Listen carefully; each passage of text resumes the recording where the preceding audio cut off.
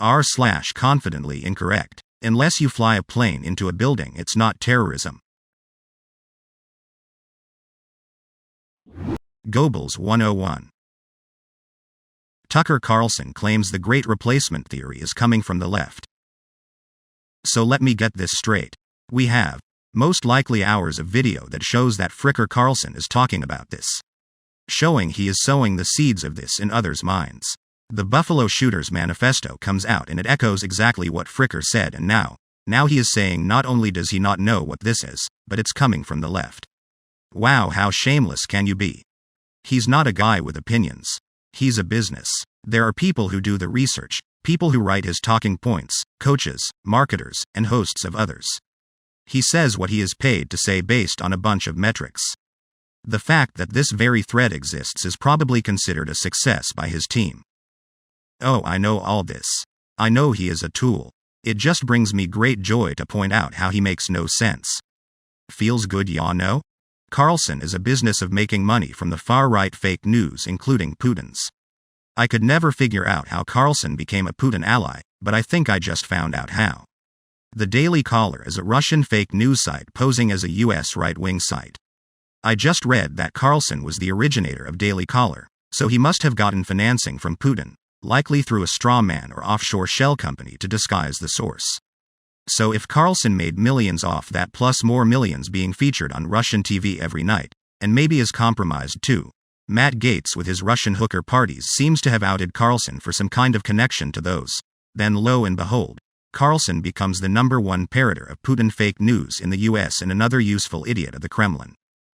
There is too much footage of Carlson talking about replacement theory to be able to say the left came up with the theory as a straw man to criticize Carlson. The only way his claim would make sense would be to assume that it's not a theory but it's true. In other words, Carlson doesn't see an issue with him reporting on something that is happening. He is doubling down on the idea that it is actually happening and intentionally planned by the left. This puts his beliefs in alignment with the beliefs of the shooter, basically saying, "It's not my fault the shooter believed a theory that I promoted that lead to the shooting. It's the left's fault for trying to replace white people." This is insanely appalling because he is basically saying the shooter's motivations were right, but maybe shooting people was an overreaction. Disgusting. There is too much footage of Carlson talking about replacement theory to be able to say the left came up with the theory as a straw man to criticize Carlson. The only way his claim would make sense would be to assume that it's not a theory but it's true. In other words, Carlson doesn't see an issue with him reporting on something that is happening. He is doubling down on the idea that it is actually happening and intentionally planned by the left. This puts his beliefs in alignment with the beliefs of the shooter, basically saying, "It's not my fault the shooter believed a theory that I promoted that lead to the shooting. It's the left's fault for trying to replace white people." This is insanely appalling because he is basically saying the shooter's motivations were right, but maybe shooting people was an overreaction. Disgusting. I put myself in incognito mode in Chrome so I could Google what the Great Replacement theory was. I have a hard time wrapping my head around the fact that people truly believe this. Or at least it has enough steam to carry forward with enough to get it this far. The Buffalo Shooters specifically referenced it. People are dying because others really believe it. The same people who will gripe that Mexicans take all the jobs while simultaneously calling them lazy exist in the same capacity as those who believe there is a conspiracy to erase white people. Dumb humans have always existed. Olives aren't fruit. Olives aren't fruits. Olives are fruits. Do they have seeds? Yes. Olives are small fruits that grow on olive trees, Olea europaea. They belong to a group of fruit called drupes, or stone fruits, and are related to mangoes, cherries, peaches, almonds, and pistachios. It is interesting. All fruit are vegetables, but not all vegetables are fruit. And some, like peppers, are berries. Mind-blowing. This just in. Sunburn not caused by the sun. Okay. But what did our ancestors use before sunscreen? Mud. They used mud. Do you want to use mud, or would you rather use sunscreen, which is basically a moisturizer with sun protection? Ancestors weren't eating seed oils and highly processed foods. Diet is the reason we get sunburned. Horses get sunburn. I want you to think about that. The stereotypical animal for nature's grace and majesty knows to roll in dirt and stand in shade. People are fricking dumb. I thought our ancestors used hats. Even the freaking bog mummies had hats. Human ancestors were most definitely eating seed oils. Before it was cultivated as a leaf vegetable, as the foliage was very bitter and not particularly palatable until selective breeding improved the flavor.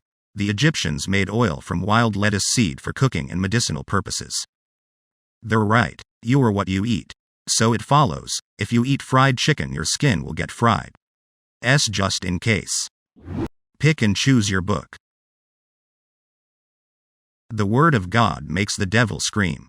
My favorite Bible story is where the one pro-life God drowns everyone in a flood because he got mad.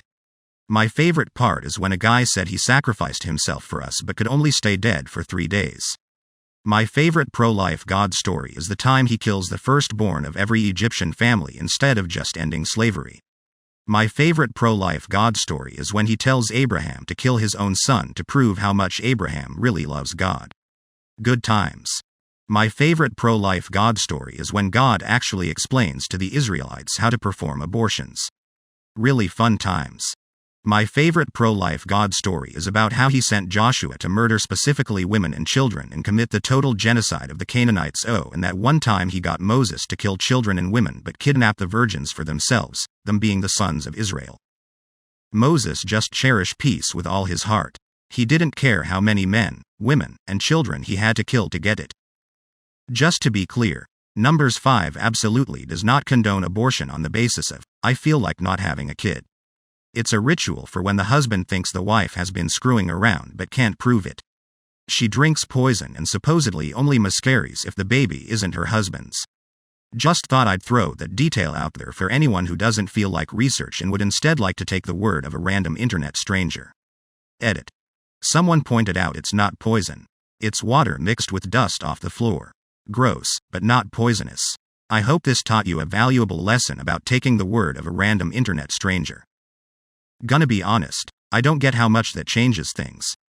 Like, proper context is still important and all, but the takeaway is still that letting a fetus die is fine. Unless the argument is that it's specifically bastards that have no right to life, which I really doubt is an acceptable moral. I think the user was indeed making the additional point that the Bible very clearly does show that it's bastards that don't have the right to life. Acceptable as a moral? Of course not. Still in there? Sure is. While we're on the subject of accuracy, the priest isn't administering a poison, rather it's just mop water.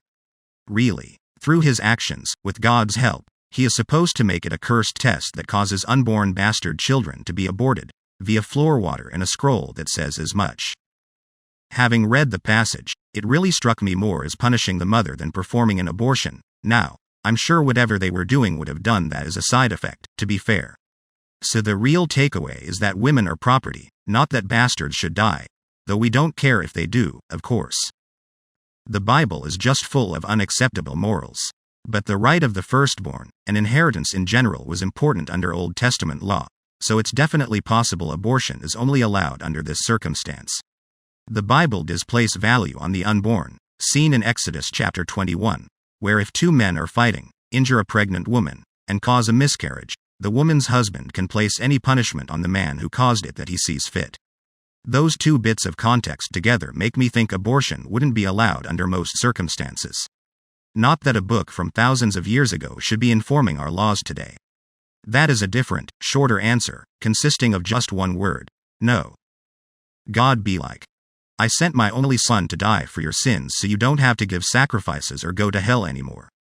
My Father in Christ, you literally created hell and all the rules about where people go when they die. Birthed himself so he could sacrifice himself to appease himself of the anger felt at himself because his own creation wasn't living up to standards he set himself. This guy summarizes. My favorite pro-life story is when God tells Moses to lead his people into the Red Sea and he will make the Egyptians follow, then he kills them. All of them, even the horses. The whole Exodus story is fricked up. At every turn the Pharaoh is totally okay with whatever Moses suggests, then God takes away the Pharaoh's free will and punishes him and his people. It's only towards the end when he hides from God to meet with Moses in private where he tells them to take whatever they want in GTFO before God finds out and forces him to change his mind. It is at this point God comes back and sees Moses and the Jews fleeing that he decides to force the Egyptians to chase so he can kill them in front of the Jews. The whole Bible is fricked up. The next time you turn on the light, think of the fetus incinerators. New. A Republican witness at a congressional hearing just falsely said Washington, D.C. is powered by aborted fetuses. In Washington, D.C., fetuses are burned to power the lights of homes and streets. The next time you turn on the light, think of the fetus incinerators. It would probably take more energy to dry the fetus than burning it would produce. Also, how many people in D.C. are getting abortions to make this viable? The trick is to use residual waste heat from the fetus furnace to keep your fetus storage space nice and hot to help with the drying. We've also been working on methods of using the fetuses to either produce burnable biogas or fermenting them into a liquid fuel, but it's been hard to make any progress given how many of our experiments actually just summon a demon who then drags the whole research staff straight to hell. It's simple. Use your researchers as bait to capture the demons and burn them for fuel. At least it's a renewable source. Frick me, but they'll do anything besides subsidize solar. Frankly, would be a pretty environmentally friendly if we could use cremation as an electrical source for anything. Fetuses would not provide much power though. Just another hysterical, smug, privileged, ignorant fricker trying to get people unnecessarily angry. No lie, lol. It's like the more the name of the show states something like this, the more it is that thing. No spin zone, FFS. Defensiveness up front before you even get to the show. Truth is an inconvenience to them. Feeling their version of facts, and projection the favorite defense mechanism of their non-self-aware consciousness. Unless you fly a plane into a building, it's not terrorism. Broome County DA Michael Korchik held presser to clarify a 2021 incident that the accused murderer in the Buffalo mass shooting was involved in. When asked if the Buffalo massacre was an act of terrorism, he said, "Terrorism is flying planes into buildings. This is just murder. Terrorism. The unlawful use of force or violence against persons or property to intimidate or coerce a government or its citizens to further certain political or social objectives." Tell us again, Mr. DA, how in the actual frick was this not terrorism? He meant, unless you are a Muslim, it's not terrorism. Read as, it's only terrorism when brown people do it. If you're white, it's only considered to be sparkling domestic aggression. Common Guys, the gunman wasn't, Muslim. He was American. Americans aren't terrorists. Do we have to tell this dumb to imagine the bullets as little airplanes and the shot people or buildings? Oh, thank God this was just murder. Phew, dodged a bullet. Said the survivors. Playing devil's advocate here, perhaps rather than categorizing it as terrorism and spreading it as an ideological act, he's trying to undermine it by making it, when compared to terrorism, plain and mundane murder. TG's is without reading the full context though, this might be completely off base. Go play devil's advocate with the families of the people who were killed. Obligatory. I am not a lawyer, but maybe the DA is expecting the feds to pursue the hate crimes, terrorism, etc. while he goes after the perp on multiple murder counts. Any legal experts weigh in here? I'm wondering if it being deemed terrorism, it absolutely should be, would make it a federal case, and the Broome County DA is just making an attempt to stake claim to this case to have his office try it? Apologies if I am incorrect. I understand I am speculating here and am in no way a legal professional, just trying to understand why they wouldn't charge this boss with more serious charges than murder. If you eat chicken, you'll behave like chicken. Science tells us that one of the most filthiest animal on the face of the earth is the pig. Wherever you find dirt and filth, you'll find the pig there. Today, science also tells us that pig is one of the most shameless animal on the face of the earth. Pig today is one of the most shameless animal on the face of the earth. It enjoys seeing its spouse, seeing its mate have sex with his friend. In the Western countries, we have dance parties. After dance parties, we are swapping of wives. You sleep with my wife, I sleep with your wife. Do you think it's modest? And there is a scientific thing that you eat pig and you behave like pig.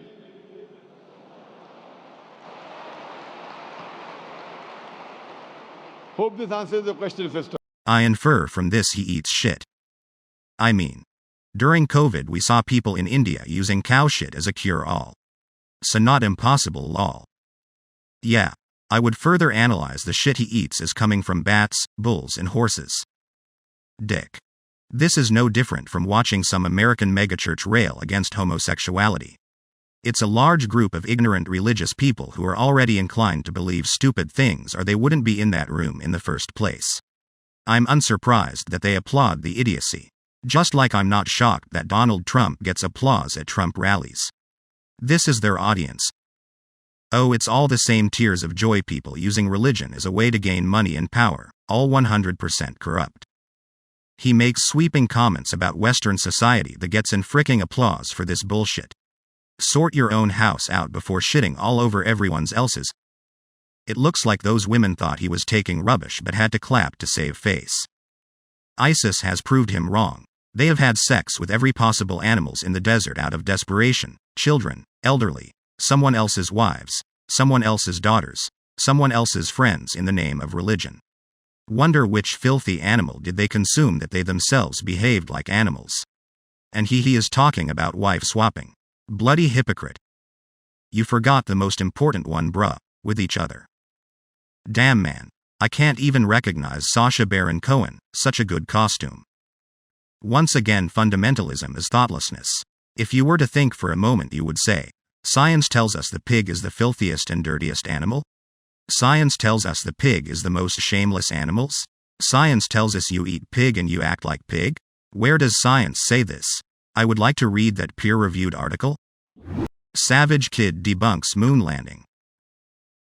That's just it, you can't go to the moon, it's outside of Earth's atmosphere. If a rocket goes beyond Earth's atmosphere, it would explode instantly and it wouldn't move because there will be no air for the rockets to propel itself off of, so it would just sit there.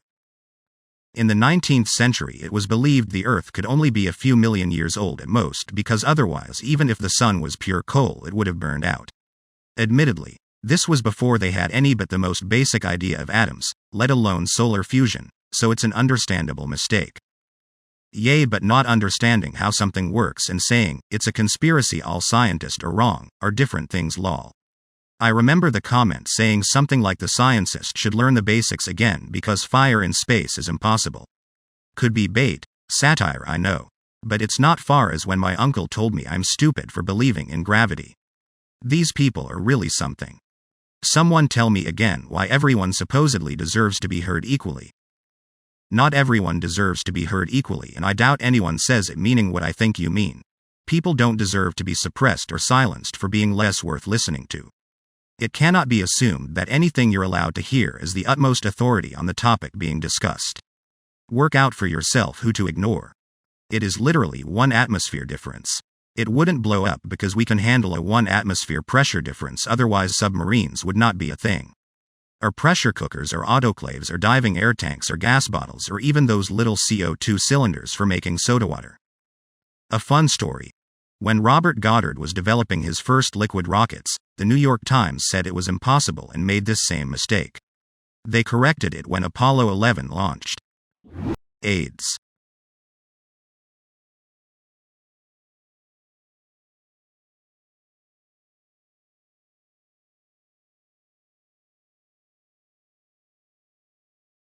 No sarcasm, but the prevailing theory is that it happened during butchering of a monkey. Likely a butcher accidentally cut themselves while working with a knife they used on a monkey. There is also the wounded hunter theory, being that a hunter fended off an attacking chimp and they shared blood. The world may never know for sure. The world definitely never know for sure. Yeah, way too much time has passed for the exact cause to be determined, haha. Everybody dismisses the monkey fricking thing, but in reality even today, there are certain primates like orangutans that are sexually abused by humans and used as sex slaves. Our species' cruelty to other animals knows no bounds.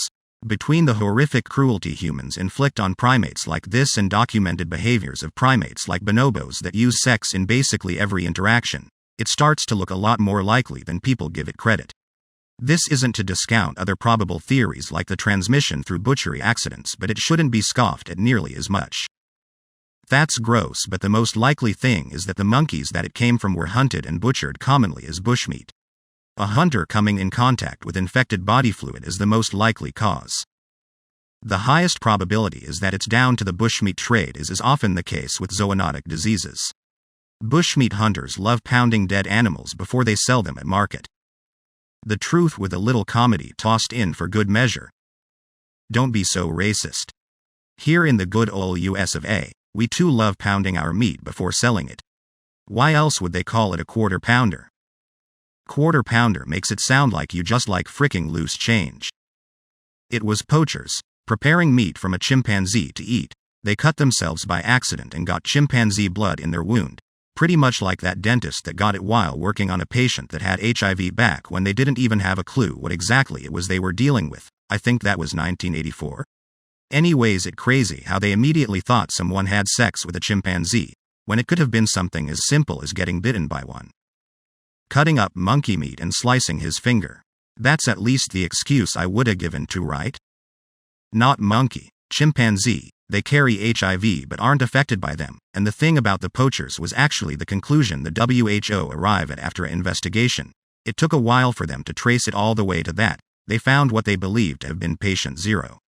It interesting, and it was doubly difficult because of the conditions in the zone where it all started. Africa has suffered the most from HIV.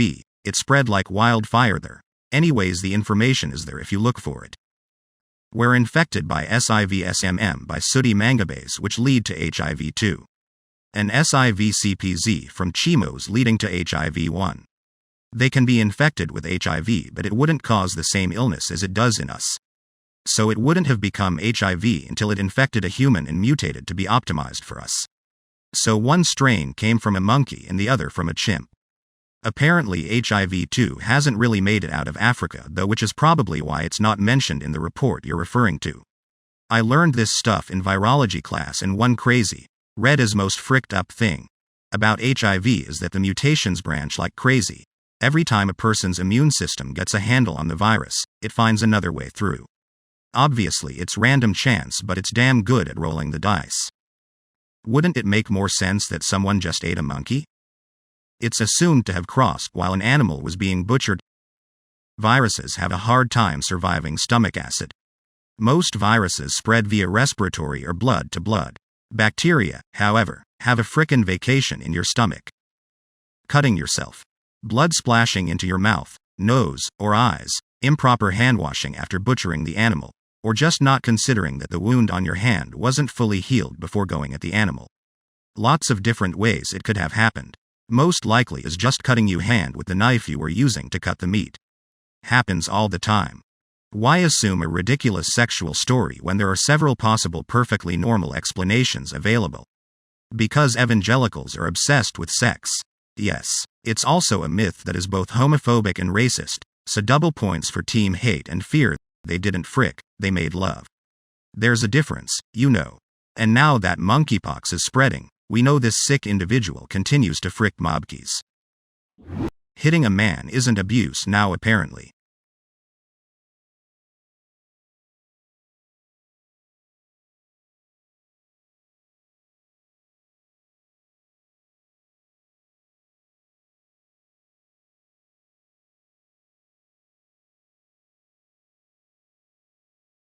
She's not abusing power. She's abusing a human. The difference is apples and ignorance, apparently.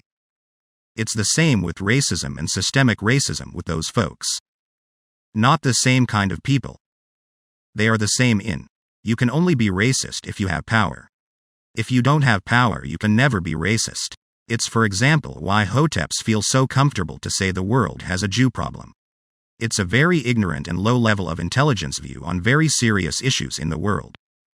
All partners have power in a relationship. Even children have power they can use against their parents. Abuse doesn't only come from the one who has the most power, it comes from the one who uses that power to physically and/or mentally harm the other. 100%. Some people even use helplessness as a weapon. Exactly. Abuse isn't about hurting someone, it's not about assaulting sexually, physically, mentally, or otherwise, with rare exception of course. It's about forcing the abusee to conform to your will. Power is derived exclusively from physical strength and the size of your bank balance. I guess we can just ignore the last 200 years of progress in the field of psychology and relationship dynamics. Right? She found his weakness. She saw how he responded to being yelled at. Growing up with abuse, I can attest to this. As a child with no power, you tend to shut down or maybe run if you think you can. Yeah, for real. Has nobody heard of pussy power? One of the most powerful things on earth, emo. Many a man have fallen over this. Nations have fallen over that one, haha.